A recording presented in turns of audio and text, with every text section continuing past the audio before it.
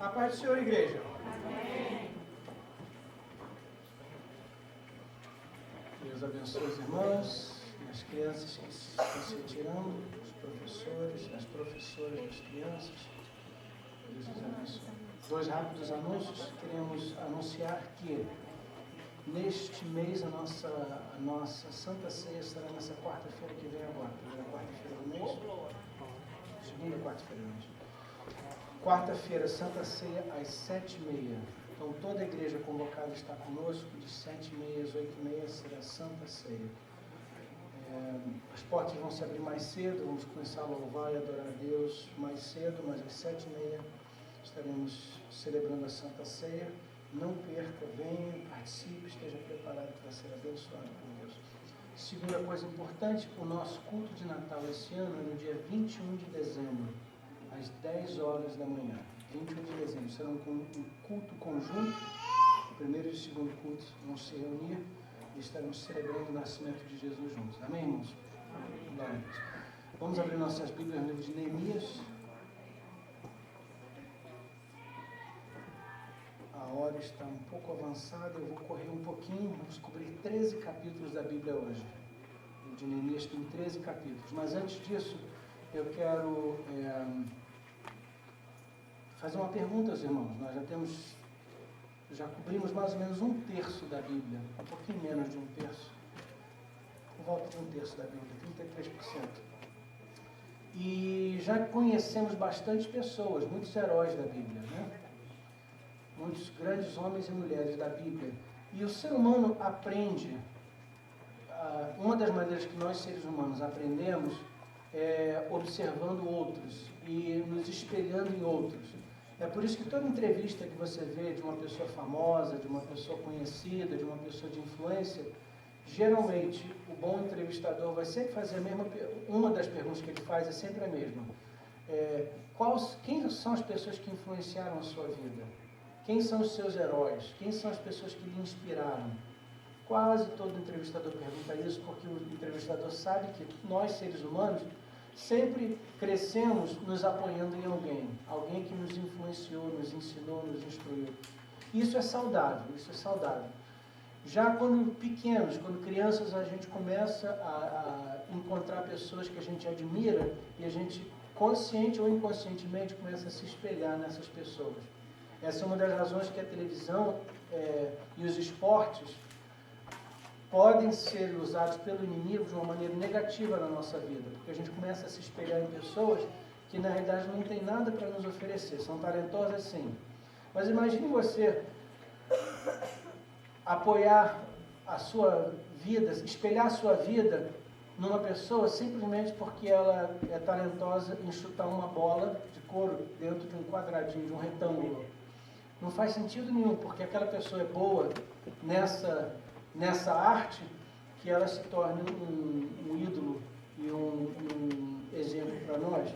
Mesma coisa é um ator ou uma atriz. Não faz sentido nenhum espelhar a nossa vida numa pessoa simplesmente porque ela tem a habilidade de decorar frases e recitar as frases com emoção. Então a gente tem que ter cuidado com isso. Melhor nos espelharmos ou nos inspirarmos por heróis da Bíblia. E nós já conhecemos alguns heróis. E eu recomendo que você escolha alguns personagens da Bíblia para realmente estudar a vida deles e se espelhar neles, e fazer deles modelos para você, exemplos na sua vida. Alguns são exemplos positivos, alguns são exemplos negativos. Alguns são exemplos do que nós devemos fazer, alguns são exemplos do que nós não devemos fazer. Então, nessa nossa caminhada na Bíblia, já conhecemos Adão, Eva, Enoque, Noé, Abraão, Isaac, Jacó, Josué, Caleb, Ruth, Débora, Elias, Eliseu, Davi, Salomão, Esther. Esther é semana que vem. Domingo que vem. A mãe já antecipou a mensagem da semana que vem. Não falte. O livro de Esther é um livro lindo, um dos livros mais bonitos da Bíblia. Acho que a irmã deve estar pensando em Ruth. Esdras, já conhecemos Esdras. Em Esdras conhecemos Zerubabel. Olha que nome bonito. Alguma irmã grávida que está pensando no nome do seu próximo filho. Zerubabel. Grande homem de Deus, o Zeruba.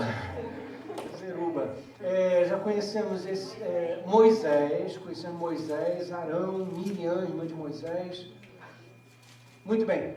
Alguém me diga um desses que te inspirou, te tocou, te desafiou e por quê? Qualquer pessoa. Sim. Para mim, o meu melhor é Salomão. Salomão. Sabedoria. Pela sabedoria. Sim. Mais alguém? Para mim é José. José.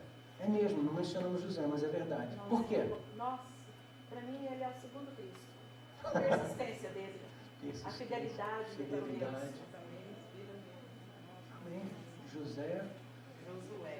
Josué, por quê? Pela coragem. Coragem, corajoso, de convicção, sim. Lutador. Davi. Intimidade com Deus. Bonito, sim. Mais alguém? Irmã Cássia. Davi também, principalmente nessa parte de guerreira, falou mais dos bastidores, muito interessante ver que ele era um homem igual aos outros, né? Isso também é grande. É verdade. Moisés, por quê? Pela sua facilidade e quantidade de gestos. Já pensou? É verdade. Grande líder. Sim, irmã Débora. Ruth. Por que Ruth? Ela foi sábia, estrategista. Às vezes a gente tem que usar certa estratégia para balancear as coisas. Tem toda a razão. Mulher sábia, né? Muito sábia. Muito sábia como mãe, como esposa, como mulher de Deus.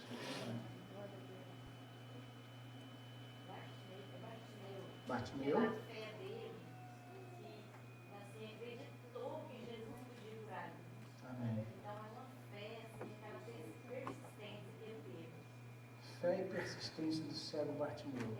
Aliás, a gente conhece ele como cego Bartimeu, mas ele deixou de ser cego, né? É só Bartimeu mesmo, não tem razão. Bartimeu. Fé e insistência. Eliseu. Por que Eliseu? Não, por ele dá tanta importância que Deus tinha para ele, né? Porque ele sobreviveu ao nome de Deus. Creu que Deus poderia abençoar ele, né? Na hora que ele ser questionado, o que ele queria de Deus, ele exatamente o que ele queria de Deus. Ele sabia que aquilo era possível. A unção de Deus realmente não tem preço, né? Amém. E aí ele pediu ainda dobrado, né? Amém. Insistência, fé, saber que Deus não ia ficar devendo nada para ele se dedicou mesmo, e quando chegou a hora, fidelidade de ir até o fim. É mesmo. Sim, querido. Noé. Por que Noé? Pela sua obediência, pela sua missão que teve com a arca, 100 anos, as pessoas tudo a ponto, gelou e obedeceu, e cumpriu o que Deus fez determinou. É verdade. Gente, 100 anos é bastante tempo, né? 100 anos de ministério, insistência, todo mundo caçoando, duvidando. É verdade. 100 anos, Noé realmente é um exemplo. E ele viveu 600 e tantos anos. Então 100 anos foi 1/6 da vida dele. Está certo que a gente não vive tanto tempo como ele, mas 1/6, vamos dizer que a gente viva 80 anos, 1/6 de 80 anos, vai dar mais ou menos 12, 13 anos. Eu sou 12 ou 13 anos fazendo a mesma coisa, com pouco suporte, pouca ajuda, mas confiando que Deus mandou você fazer aquilo, não desistir. É verdade. Excelente. Mais alguém? Jó teve um sofrido, perdeu a família, ficou encomendrado. Eu acho que ele era um exemplo de fé, né? Sim, exemplo de fé. Amém. Olha só quanto a gente já aprendeu nessa caminhada, né? Estamos crescendo juntos.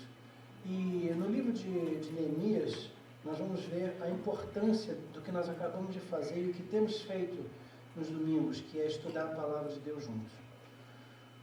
O livro de Neemias nos ensina sobre o lado prático da fé.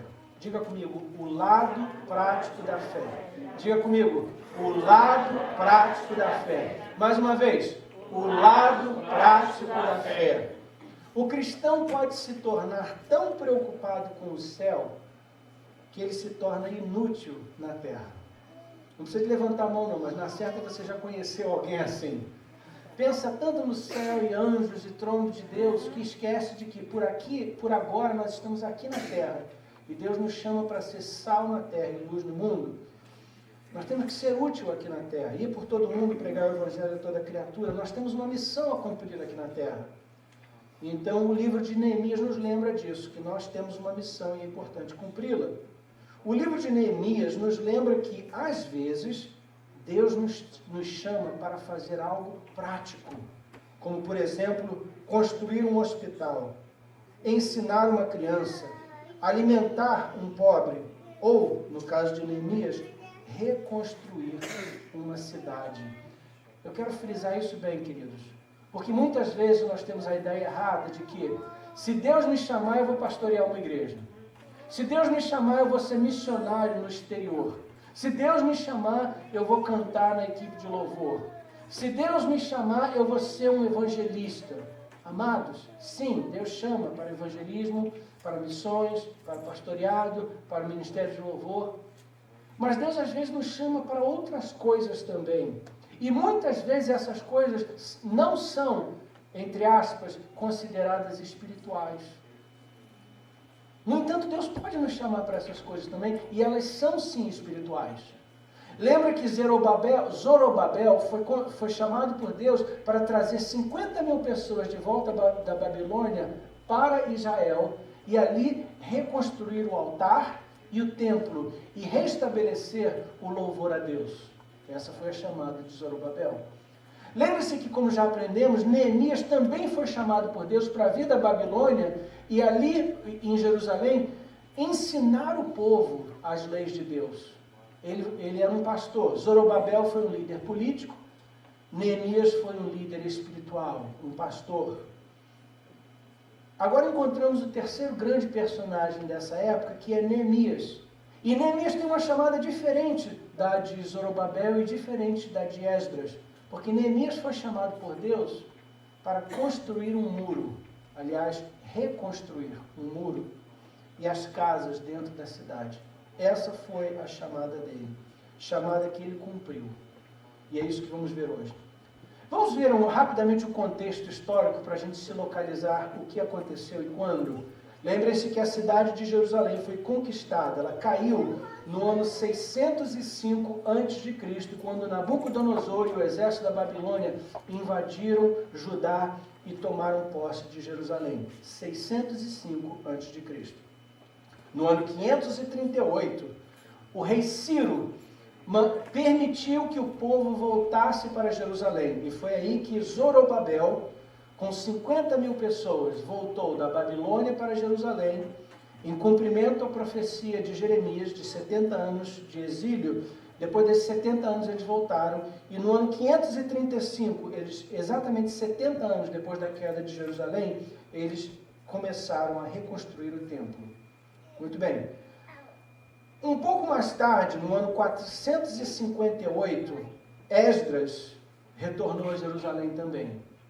80 anos depois de Zorobabel, Esdras volta para Jerusalém. Também ele sai da Babilônia, vem para, no caso ele sai da Pérsia e veio para Jerusalém, e a missão dele foi ensinar o povo de Deus a lei de Deus. Um pouco depois, mais exatamente 12 anos mais tarde, Neemias também voltou para Jerusalém. E a missão de Neemias foi reconstruir a cidade. E ele fez isso no ano 445 a.C. O livro de Neemias inclui diversas referências a datas e a nomes de pessoas que governaram. E com essa informação, nós podemos saber a data do livro. O livro cobre 20 anos, começando no ano 445 a.C., terminando no ano 425 a.C. Então, note que nós já estamos bem pertinho 400 anos do nascimento de Jesus. Muito bem. Agora vamos falar sobre o livro propriamente dito. O livro de Neemias, capítulo 1, versículo 1. Esta é a história de Neemias, filho de Acalias. O livro de Neemias começa com uma oração por um homem que se preocupava com as promessas de Deus e com o povo de Deus. O nome desse homem era Neemias. Depois de saber que Jerusalém estava em ruínas, ele orou e pediu a Deus para ajudá-lo a fazer algo sobre isso. Rapidamente, deixa eu contar para os irmãos a história do capítulo 1. A Bíblia diz que Neemias era copeiro do rei. Copeiro do rei. O que é um copeiro? O copeiro é a pessoa que carrega o copo. E o copeiro do rei tinha a responsabilidade de, sempre que o rei queria beber alguma coisa, o rei estava com sede, ele virava para o copeiro e o copeiro vinha e trazia um copo. Um copo de algum líquido, alguma coisa para ele beber. Então, água, vinho, o que fosse. O copeiro, então, ele escolhia o copo que o rei gostava, geralmente uma taça de ouro. Ele misturava as bebidas da maneira que o rei gostava. Mas, em terceiro lugar, ele também fazia uma coisa importante, que é, ele bebia, não no copo do rei, num copo separado, mas ele bebia o líquido antes do rei beber. Por que ele fazia isso? Para garantir que a bebida não estava envenenada. Uma das maneiras de eliminar um rei naquela época era envenenar o rei. Então, o trabalho do copeiro era proteger a vida do rei, provando toda a bebida e depois servindo ao rei. Então, era um trabalho de confiança. Ele não era simplesmente um mordomo, ele era também um protetor da vida do rei. E com isso, ele acompanhava o rei para onde ele ia. E isso gerava uma certa intimidade, não é a palavra certa, mas uma certa confiança e quase que uma amizade entre os dois. Era uma posição de confiança e de aproximação ao rei. E Neemias ocupava justamente esse cargo de confiança e de aproximação ao rei. Ele acompanhava o rei a todo lado, para todo lado. O rei dessa época era um homem chamado Artaxerxes. Muito bem. E o que aconteceu foi o seguinte. Um amigo judeu de Neemias foi tirar férias em Jerusalém. E passou um tempo em Jerusalém e depois voltou para a Pérsia. Quando ele voltou para a Pérsia, Neemias perguntou para ele, versículos 2 e 3, pergunta para ele, como é que está a nossa cidade? E o amigo falou para ele, olha, eu vim agora de Jerusalém, a coisa lá está feia. A cidade está queimada, destruída, os muros foram derrubados, os portões estão queimados. E é verdade, tem um templo e o povo está cultuando a Deus, mas infelizmente a cidade em si está destruída, está feia, está pichada, a coisa não está boa lá não. A coisa não está boa lá não. Então, com isso, Neemias ficou triste. A Bíblia diz no versículo 4, Neemias 1:4, quando ouvi isso, eu me sentei e chorei. E durante alguns dias eu fiquei chorando e não comi nada. E fiz a Deus uma oração. E aí a Bíblia conta a oração dele. O livro começa com oração. Neemias era um homem de oração. E por todo o livro de Neemias você encontra orações dele. Ele ora para Deus e fala, Senhor, Tu és um Deus bom, um Deus generoso, um Deus de promessa. E Tu tens um plano para a cidade de Jerusalém. A cidade é Tua e nós somos o Teu povo. Tem misericórdia de nós. E Senhor, me ajuda a fazer alguma coisa por essa situação. Eu quero ajudar a minha cidade, eu quero ajudar o meu país, e eu quero que as Tuas promessas se cumpram em nós. Senhor, faz alguma coisa através de mim. Queridos, essa é uma oração muito boa de fazer, mas ela é perigosa também. Porque quando você pede Deus para te usar, Ele te usa. E a oração dele foi essa, Senhor, me usa de alguma maneira para cumprir os Teus propósitos na vida da minha nação. Capítulo 2, versículo 1. Um belo dia ele foi trabalhar e nesse dia ele compareceu diante do rei e ele estava triste porque ele estava preocupado com Jerusalém. Capítulo 2, versículo 1. O que vou contar aconteceu 4 meses mais tarde, no 20º ano do reinado de Artaxerxes. Um dia, quando o rei estava jantando, eu peguei vinho e o servi. E o rei nunca havia me visto triste antes. E por isso perguntou, por que você está triste? Você está doente? Portanto, deve estar se sentindo infeliz. Você não está doente, portanto, deve estar se sentindo infeliz.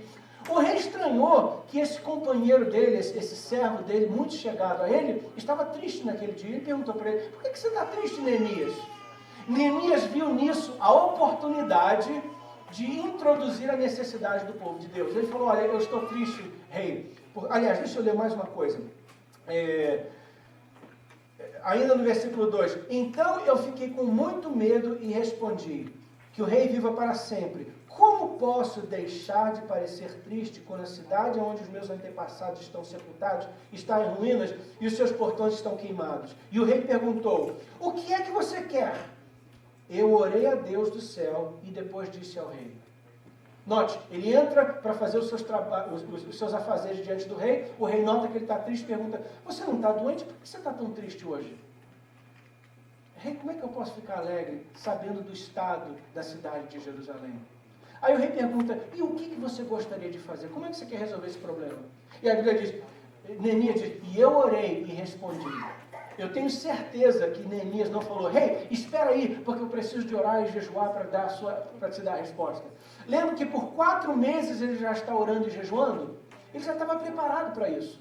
Quando a oportunidade se apresentasse, ele estaria preparado. Mas ele diz que ele orou, então obviamente foi uma oração rápida, foi uma oração mental. O rei pergunta, o que você quer fazer? O que você gostaria que eu fizesse? E ele rapidamente, Senhor, me ajuda, me dá as palavras certas para falar. E ele responde, rei, eu gostaria de ir a Jerusalém. Eu gostaria que o Senhor me desse umas férias pagas. E eu gostaria de voltar a Jerusalém e ver o que eu posso fazer pela minha cidade natal. O rei fala, perfeitamente, eu vou te dar essas férias, eu quero que você volte, mas eu vou te dar essa licença. Aí ele fala assim, rei, posso pedir mais uma coisa? Perfeitamente. Olha a ousadia dele. 4 meses de oração e jejum dá ousadia, gente, né? Ele diz assim, rei, eu não só quero que o senhor me dê férias pagas, mas eu quero que o senhor pague pela reconstrução da cidade. Eu quero reconstruir a cidade, porque ela está em ruínas, e eu quero que o senhor pague por isso. E o rei diz, perfeitamente. Ele diz assim, olha, eu gostaria que o senhor escrevesse cartas assinadas pelo senhor, não só me autorizando, mas autorizando o governador que o senhor pôs na área a tirar do tesouro do reino os recursos para pagar pela reconstrução da cidade. E ele fala, perfeitamente, eu vou te dar carta branca assinada por mim. E é isso que acontece. Aí no versículo 11, ele foi imediatamente, assim que ele pegou essas cartas, ele foi. Versículo 11, e eu cheguei a Jerusalém, e durante 3 dias não contei a ninguém o que pensava fazer pela cidade, de acordo com o que Deus havia posto no meu coração. Um parênteses aqui, irmãos. Ele já sabia o que ele ia fazer, ele tinha as cartas de autorização, mas ele chegou lá e por 3 dias ele não contou nada a ninguém. Por quê? O próximo versículo diz que ele vai fazer uma inspeção na cidade. Durante a noite, quando todo mundo estava dormindo, ninguém estava prestando atenção, ele deu uma volta na cidade. E ele até conta, ele até deu detalhes por onde ele passou. Ele subiu por aqui, saiu por ali, entrou num portão, saiu no outro. Ele estava reconhecendo a área e fazendo anotações do que precisava ser feito. Olha, aqui o muro está derrubado, aqui o muro está queimado, aqui está faltando isso, aqui está aquilo. Esse portão ainda dá para consertar, esse outro portão tem que jogar fora e botar um novo e tal. Mas é interessante que ele não contou nada para ninguém. A gente tem que saber a hora de falar as coisas e a hora de não falar. Tem hora que, às vezes, a gente perde a nossa bênção por falar prematuramente. Ou a gente perde a nossa bênção por contar o nosso segredo para Dalila. O inimigo se especializa em pôr Dalilas na vida da gente, e a Dalila só vem para descobrir o nosso segredo e nos destruir. Então, cuidado. Neemias era um homem sábio, um homem de oração, um homem de jejum. E ele chegou na cidade de boca calada. De boca calada ele chegou, de boca calada ele ficou. E a primeira coisa que ele fez foi um levantamento do que precisava ser feito. No momento certo ele vai abrir a sua boca. E o que ele vai dizer para as pessoas é o seguinte, gente, precisamos fazer alguma coisa pela nossa cidade. Versículo 8. Também pedi, ele contando agora, aliás, vamos começar no versículo 7. Então pedi ao rei um favor, que me desse cartas para os governadores da província do Eufrates Oeste, com instruções para que me deixassem passar até chegar à região de Judá. E também pedi uma carta para Asaf, o guarda florestal do rei, mandando que me desse madeira para fazer os portões da fortaleza que pertence ao templo. Final do versículo. E o rei me deu tudo o que pedi, porque Deus estava comigo. No momento certo ele falou para o povo, gente, eu vim aqui para consertar os portões e reconstruir os muros da nossa cidade. E eu trago comigo uma autorização do rei, não só para a minha vinda, mas uma autorização para que os recursos do império sejam empregados nessa obra de construção. Mas eu preciso da ajuda de vocês. Porque essa obra não pode ser feita simplesmente por mim e por essa carta. Eu preciso da participação e da colaboração de vocês. E qual foi a resposta do povo? Versículo 9. E o rei mandou que fossem comigo alguns oficiais dos exércitos e uma tropa de cavaleiros. Então eu viajei para a província do Eufrates Oeste e ali entreguei aos governadores a carta do rei. Versículo 11. E cheguei a Jerusalém durante 3 dias, não contei nada a ninguém, ninguém o que pensava fazer na cidade. Versículo 14. Então virei para o norte, fui para o portão da fonte, etc. Como já disse, ele conta o itinerário dele. Versículo 15. Fui ao vale de Quedron. Vamos agora ao versículo 18. Então contei ao povo como Deus havia me abençoado e me ajudado, e também contei o que o rei me tinha dito, e eles disseram, vamos começar a reconstrução. Depois do levantamento e depois desse apelo ao povo, a resposta deles foi a seguinte, bom, se Deus está nisso, vamos fazer isso juntos, vamos trabalhar, vamos reconstruir o muro. E queridos, eles então começaram juntos a reconstruir o muro. A Bíblia diz no versículo 18 que a resposta deles foram, vamos começar a reconstrução. E se aprontaram para começar o trabalho. Aí chegamos no capítulo 3.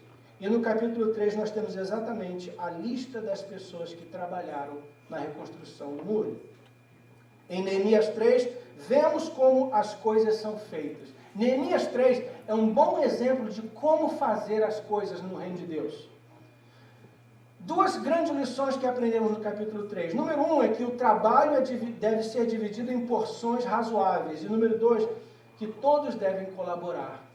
O que aconteceu foi o seguinte... Lembra que no capítulo 2, Neemias tinha feito um levantamento do que precisava ser feito? Ele fez uma lista e depois ele pegou essa lista e dividiu em pequenas porções. E ele confiou cada pequena porção a uma pessoa ou a um grupo de pessoas. Então ele falou assim, olha, irmão Gonzaga, está aqui essa parte do muro, esses 50 metros do muro, o irmão vai reconstruir, tá bom? Arranja uns ajudantes, pede alguém para te ajudar e está aqui. Esses 50 metros do muro são confiados ao irmão. Irmão Neto, 50 metros do muro aqui para o irmão. Irmão Alexandre, está aqui, 20 metros do muro para você. Kaique, 75 metros do muro para você. E assim por diante. Ele foi confiando pedaços do muro para diferentes pessoas. E aí tem uma lista das pessoas que trabalharam. E o que eu acho interessante nessa lista, queridos, é que tem homem e tem mulher. Tem velhos e crianças, e tem gente de todo tipo. Por exemplo, deixa eu dar um exemplo para os irmãos. O versículo 1 menciona que o sumo sacerdote trabalhou no muro. As muralhas da cidade foram reconstruídas da seguinte maneira. Eliacibe, o grande sacerdote, o sumo sacerdote, a maior autoridade espiritual na cidade, e os seus colegas sacerdotes reconstruíram o portão das ovelhas. Significa que até os pastores, os ministros, tiraram a roupa sacerdotal e foram trabalhar no muro, porque era isso que precisava ser feito. Note também que a Bíblia diz que, versículo 8, eu achei isso aqui super interessante. Uziel, filho de Arias, que era ourives, construiu o seguinte trecho. E Ananias, que era perfumista, construiu o seguinte trecho. Note, um ourives é a pessoa que trabalha com ouro. Perfumista é a pessoa que faz perfumes, produz perfumes. Essas pessoas não eram construtores, não trabalhavam em demolição, não trabalhavam em rolling. Mas nesse projeto eles foram trabalhar. Eu sou perfumista, mas o muro precisa ser construído, eu vou construir muro.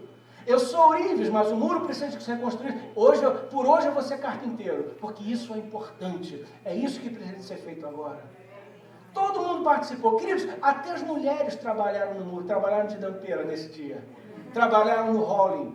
Veja bem, geralmente as mulheres não participariam desse tipo de trabalho, porque é um trabalho manual, um trabalho de força física, e elas geralmente não fariam esse tipo de trabalho, fariam outros tipos de trabalho. No entanto, olha no versículo 12 comigo. Versículo 12 diz assim: Salum, filho de Oloés, governador de outra metade de Jerusalém, construiu o trecho seguinte: as suas filhas o ajudaram no trabalho. Até as filhas do governador arregaçaram as mãos e falaram: olha, eu não consigo carregar uma pedra muito pesada não, mas o que eu puder fazer, eu quero fazer. E elas foram lá também trabalhar. Em outras palavras, queridos, todo mundo fez alguma coisa, todo mundo trabalhou, todo mundo participou nesse projeto. Queridos, é assim que o trabalho de Deus é feito. Quando o povo de Deus, quando a igreja diz sim, vamos construir esse muro, sim, vamos fazer a festa de Natal, sim, vamos pintar a igreja, sim, vamos evangelizar a nossa cidade, sim, vamos construir um orfanato na África, sim, vamos apoiar missões, sim, vamos ajudar um programa, vamos pôr um programa no rádio, sim, vamos fazer isso ou aquilo. Quando todos nós trabalhamos juntos e cada um faz um pedacinho, ninguém consegue fazer tudo. E Deus não quer que uma pessoa faça tudo. Mas quando todos trabalhamos juntos, cada um fazendo um pouquinho, o muro é reconstruído. Só tem um grupo de pessoas que não fez nada. E eu acho interessante porque Deus viu. E não só viu, mas anotou no livro dele. Versículo 5. Os homens da cidade de Tecoa construíram o trecho seguinte, mas os homens importantes da cidade não quiseram fazer o trabalho braçal. Os homens importantes da cidade. A João Ferreira de Almeida diz os nobres da cidade. Literalmente, os nobres. As pessoas que se achavam nobres e importantes não ajudaram. Que Deus tire de entre nós as pessoas nobres e importantes. Porque essas pessoas não fazem nada. Se essas pessoas não fazem nada, essas pessoas não fazem nada, não contribuem nada. Elas...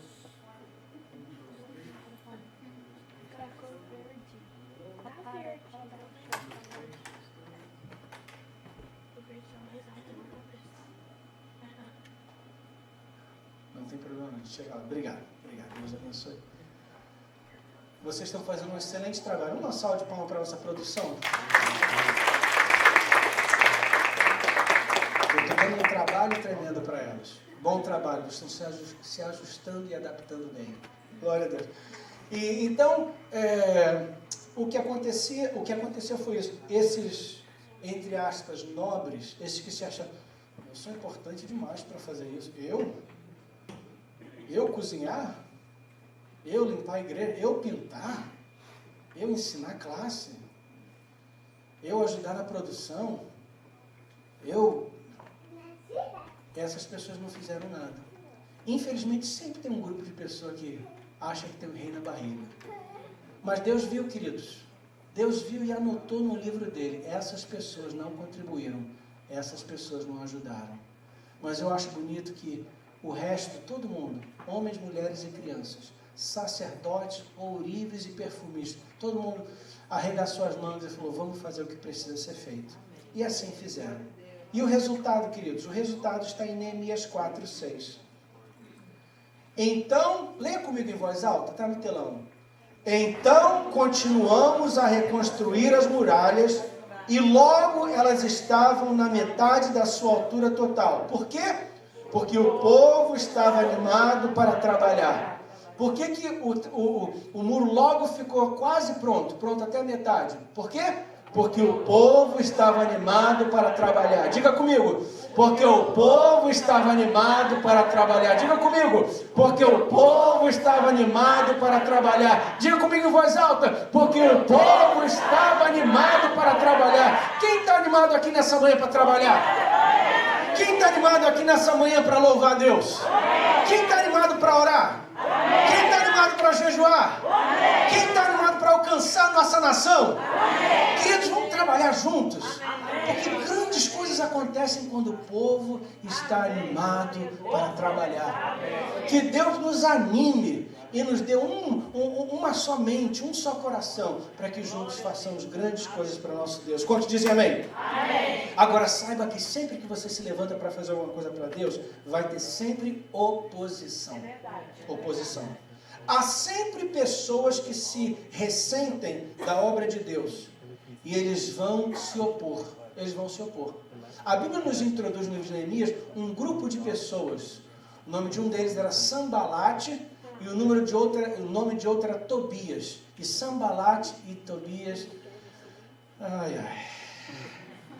Sambalate. Olha que tipo de pessoa ele era. Capítulo 2, versículo 10. Rapidamente. Não vamos passar muito tempo com ele, não, porque ele não merece. Mas versículo 2, 10 diz assim: quando Sambalate da cidade... Eu estou lendo 2,10. Neemias 2,10. Mas Sambalate da cidade de Bet-Horon e Tobias, um oficial do país de Amon, ficaram muito zangados quando souberam que alguém tinha vindo para ajudar o povo de Israel. A mera notícia que Neemias tinha vindo da Pérsia para Jerusalém para ajudar o povo de Deus incomodou a Sambalate e a Tobias. Neemias não tinha feito nada contra eles, mas o mero fato que alguém se interessou em Jerusalém e procurou o bem do povo de Deus incomodou eles. Amados, infelizmente existe Sambalate até hoje. Infelizmente existem pessoas que se alegram em saber que o povo de Deus está passando por problema e se entristecem em saber boas notícias acerca do povo de Deus. Cuidado com Dalila, já falei, cuidado também com Sambalate, porque sempre tem um Sambalate por aí. O sangue de Jesus tem poder. Sambalate e Tobias. Mas não parou aí não. Versículo 19, 2,19 diz assim: porém Sambalate, Tobias e um árabe chamado Gesem souberam do que estávamos fazendo, e eles começaram a rir e a caçoar de nós. Como era a caçoar do povo de Deus? Capítulo 4, versículos 1 a 3. Quando Sambalate soube que os judeus estavam reconstruindo as muralhas, ficou furioso e começou a caçoar de nós. Queridos, ele ficou com raiva de saber que o povo de Deus estava reconstruindo os muros da cidade. Mais uma vez, cuidado com Sambalate. Até hoje existem pessoas que se iram em saber que Deus está abençoando o povo de Deus. Tem pessoas que ficam com raiva em saber que a igreja está avançando, que a igreja está crescendo, que coisas boas estão acontecendo. Tem pessoas que ficam com raiva de saber que Deus enviou alguém para ajudar, para participar, para contribuir, para assumir um ministério. Isso incomoda. E note, versículo 4, ele ficou furioso. A pessoa fica com raiva mesmo, incomodada, que a igreja está prosperando, avançando, rompendo em fé. Versículo 7 a 9.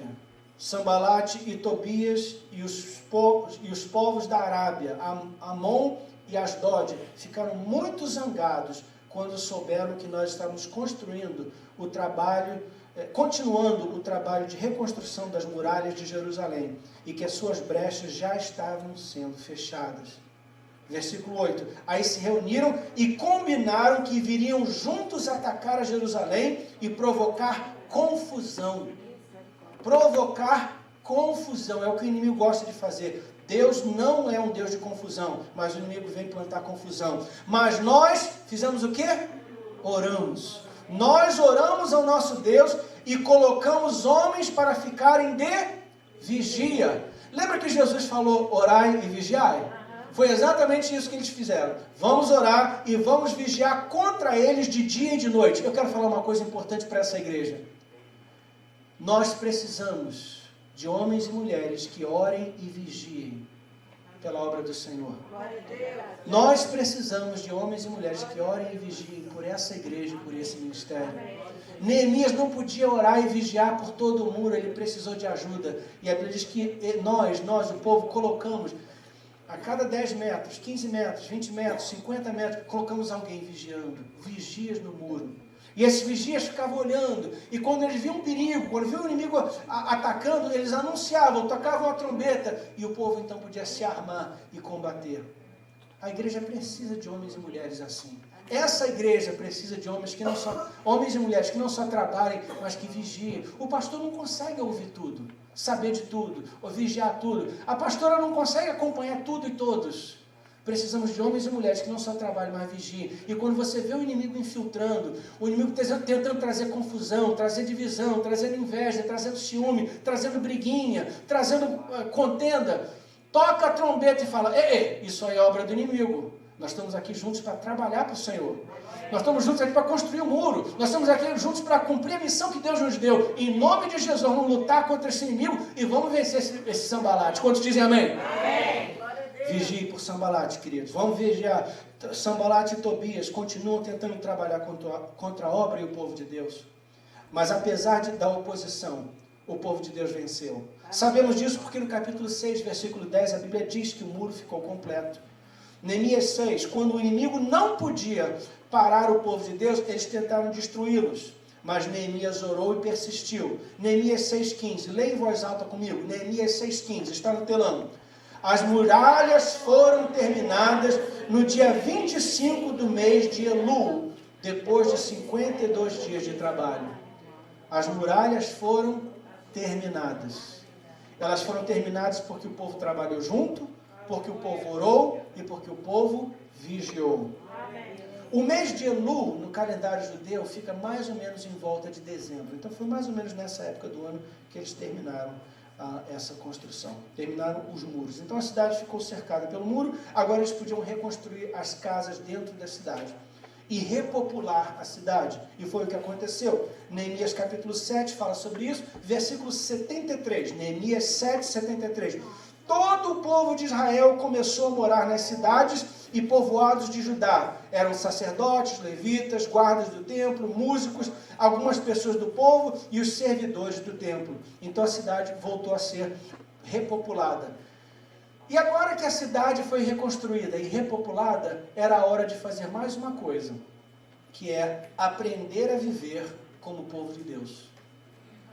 Eles tinham deixado de ser uma cidade, uma nação, um povo, e agora eles tinham que reaprender a ser um povo de Deus.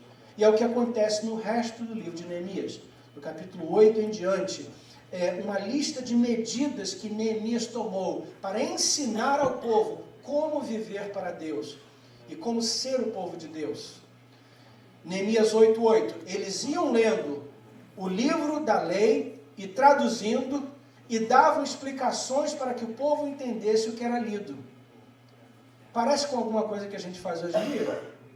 Eu acho que sim, né? Parece com o culto de domingo de manhã, não parece? Parece com o estudo bíblico de quarta-feira, não parece? Parece com a escola dominical, não parece? Eles se reuniam, liam a Bíblia, alguém dava explicação até que as pessoas entendessem o que a Bíblia estava falando. O povo leu as Escrituras, adoravam e confessavam os seus pecados, capítulo 9, versículo 3, e eles assim renovaram a sua aliança com Deus. Aliás, deixa eu ler capítulo 9, versículos 2 e 3, não está no telão não, mas acompanha comigo na sua Bíblia, porque achei isso aqui super interessante. Neemias capítulo 9, versículos 2 e 3. No dia 24 desse 7º mês, o povo de Israel se reuniu para jejuar, a fim de mostrar a sua tristeza pelos seus pecados.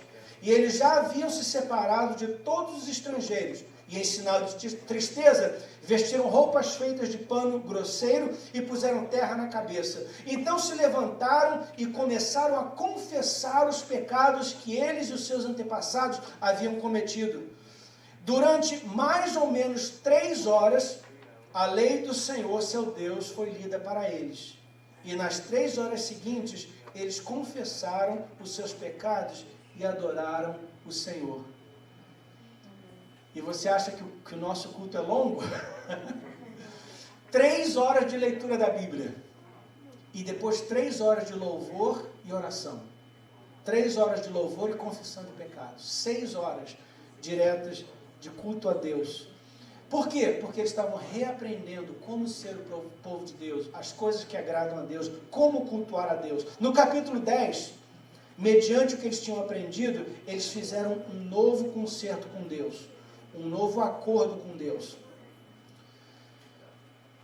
No capítulo 12, então, Neemias restaurou os sacerdotes e os levitas. Neemias capítulo 12 é a restauração do sacerdócio. Neemias restabeleceu então a obra, o ministério sacerdotal. E tem uma frase interessante no versículo 24 e no versículo 36 do capítulo 12. Ele fez isso de acordo com as instruções de Davi. De acordo com as instruções de Davi. Os irmãos lembram quando Neemias viveu? O ano? Por volta de 458, né, que nós já vimos. Davi viveu 1000 anos antes de Cristo. Ou seja, entre Davi e Neemias eram mais de 500 anos. Aliás, eram mais ou menos 600 anos. 600 anos depois da morte de Davi, as palavras e as instruções que ele deixou ainda estavam sendo respeitadas. Olha a influência de um grande homem de Deus. E lembra também por que Davi aprendeu tudo isso? Lembra que ele trouxe a Arca do Concerto de volta para Jerusalém e restabeleceu o culto a Deus? E nós vimos que de repente veio um avivamento sobre Jerusalém, as janelas do céu se abriram sobre a cidade e Deus começou a se revelar e houve um grande avivamento, um grande despertamento em Jerusalém. E Davi aprendeu coisas, alguém já mencionou nessa manhã, a intimidade de Davi com Deus. Davi aprendeu muitas coisas sobre Deus que ninguém tinha aprendido antes. 600 anos mais tarde, quando o povo voltou para Deus, eles falaram, olha, vamos voltar para as nossas raízes. E vamos lembrar das coisas que Davi nos ensinou. Então eles restabeleceram o ministério sacerdotal, organizaram o templo. E por fim, Neemias ensinou o povo a não se embaraçar com os ímpios. A não se embaraçar com os ímpios. Aliás, no capítulo 13, tem uma frase interessante. Versículo 26. Porventura, não pecou nisso Salomão, rei de Israel?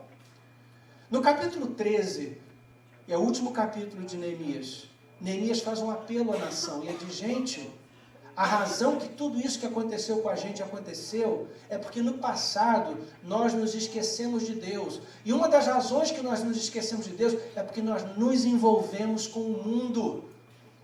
Nós nos envolvemos com o mundo e o mundo foi nos arrastando como uma correnteza, nos arrastando cada vez mais longe do nosso Deus. E quem começou isso, ou uma das pessoas mais influentes nisso, foi o nosso próprio rei Salomão.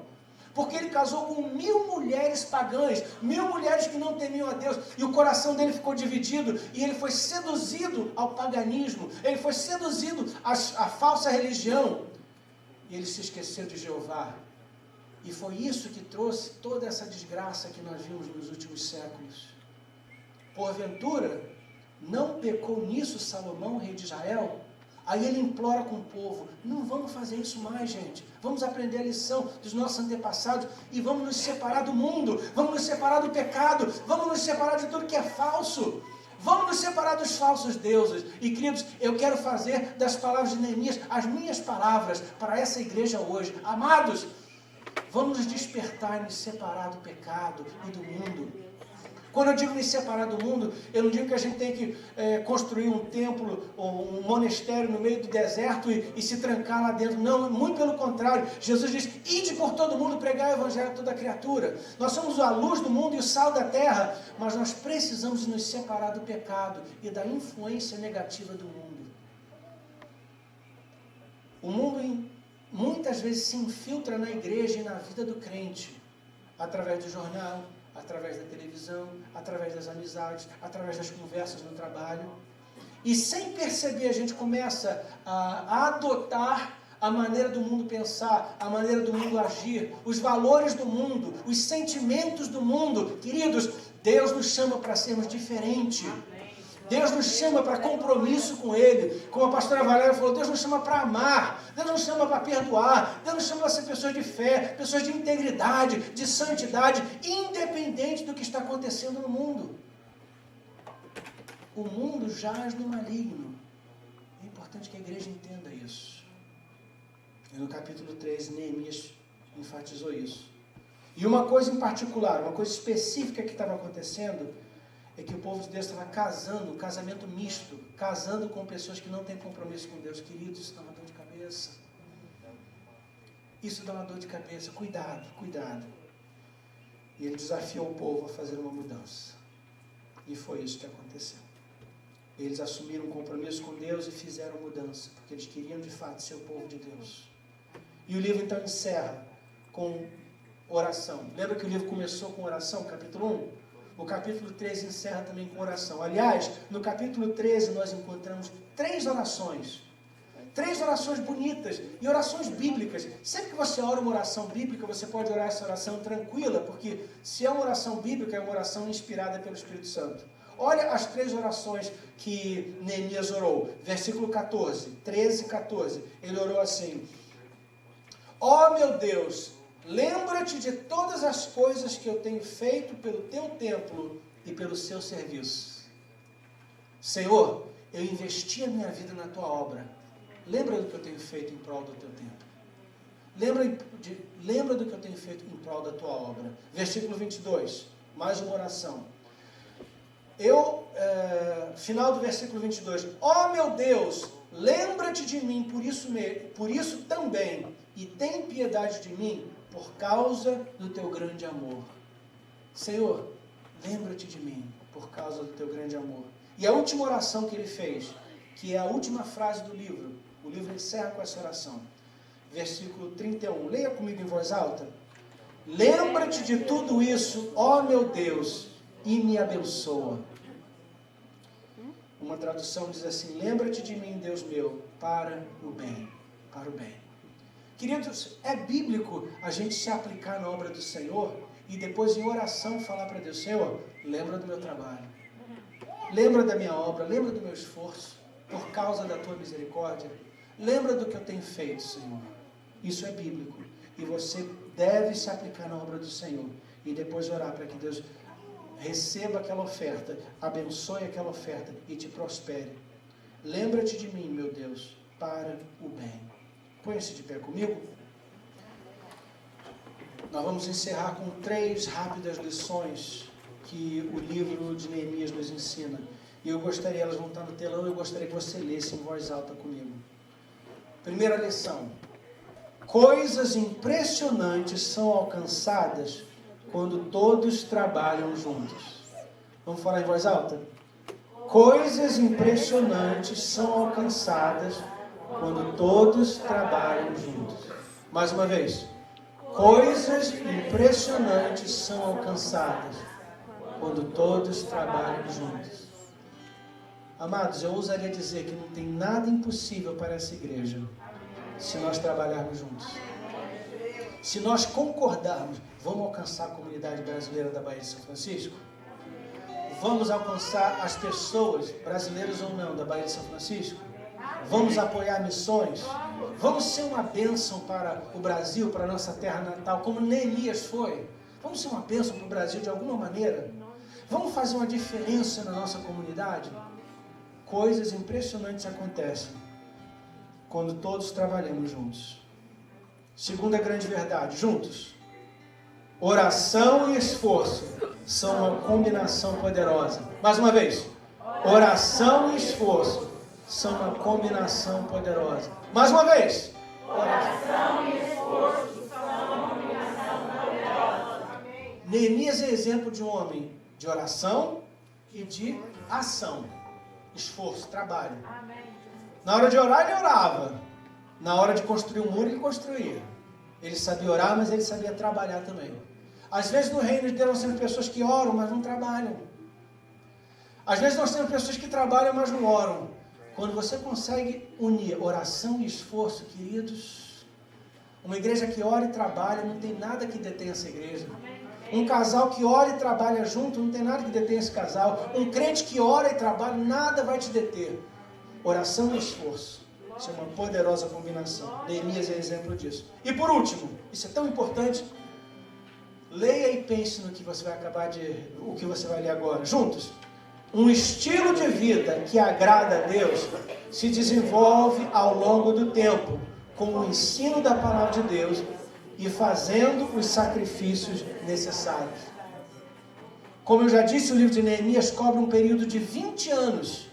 E uma das razões que eles foram bem sucedidos é porque durante esses 20 anos, Neemias ensinou a palavra. Como vimos no capítulo 8, eles passavam horas lendo a Bíblia e explicando o que a Bíblia queria dizer. E depois dessa explicação, eles oravam, eles confessavam seus pecados e eles cultuavam a Deus.